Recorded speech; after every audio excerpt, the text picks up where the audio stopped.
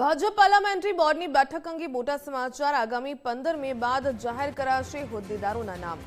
ઉત્તર મધ્ય અને દક્ષિણ ગુજરાતના હોદ્દેદારો થશે જાહેર। નગરપાલિકા, જિલ્લા, તાલુકા અને મનપાને મળશે હોદ્દેદાર। 6 મે થી 8 મે સુધી યોજાયેલી બેઠકમાં હોદ્દેદારો અંગે મંથન કરાયું। પીએમ મોદી પ્રવાસને લઈને સૌરાષ્ટ્ર વડોદરા અંગે મંથન બાકી। જો કે વડાપ્રધાન મોદીના પ્રવાસ બાદ ફરી મળશે પાર્લામેન્ટરી બેઠક।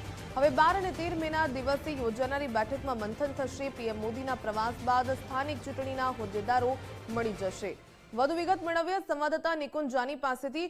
નિકુંજ, હજુ પણ જે પ્રકારે સ્થાનિક સ્વરાજ્યની ચૂંટણીમાં જીત તો હાંસલ કરી લીધી, પરંતુ હોદ્દેદારો નિમવાના બાકી છે, તે અંગે શું સમાચાર મળી રહ્યા છે? શું આગામી સમયમાં નિર્ણય લેવામાં આવી શકે?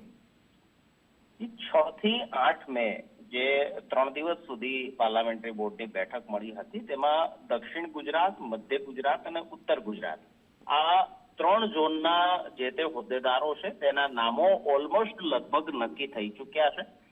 તાલુકા પંચાયત, જિલ્લા પંચાયત, નગરપાલિકા અને મહાનગરપાલિકાના રવિવાર સૌરાષ્ટ્ર ઝોનની પ્રધાનમંત્રીનો કાર્યક્રમ હતો અને તેના કારણે પાર્લામેન્ટરી બોર્ડની અંદર સૌરાષ્ટ્ર અને વડોદરા જિલ્લાની બેઠકો પર ચર્ચા નથી થઈ શકી। તો આ 2 ઝોનને બાદ કરતા બાકીના ઉત્તર ઝોન, મધ્ય ઝોન અને દક્ષિણ ઝોનના હોદ્દેદારો 15 મે બાદ જાહેર થશે। જે તે વિસ્તારની અંદર જે તે સંસ્થાનું બોર્ડ મળશે અને તેની અંદર મેયર, ડેપ્યુટી મેયર, સ્ટેન્ડિંગ કમિટીના ચેરમેન અને તાલુકા, જિલ્લા, નગરપાલિકાની અંદર પ્રમુખ, ઉપપ્રમુખ અને કારોબારી સમિતિના પ્રમુખની જાહેરાત કરવામાં આવશે।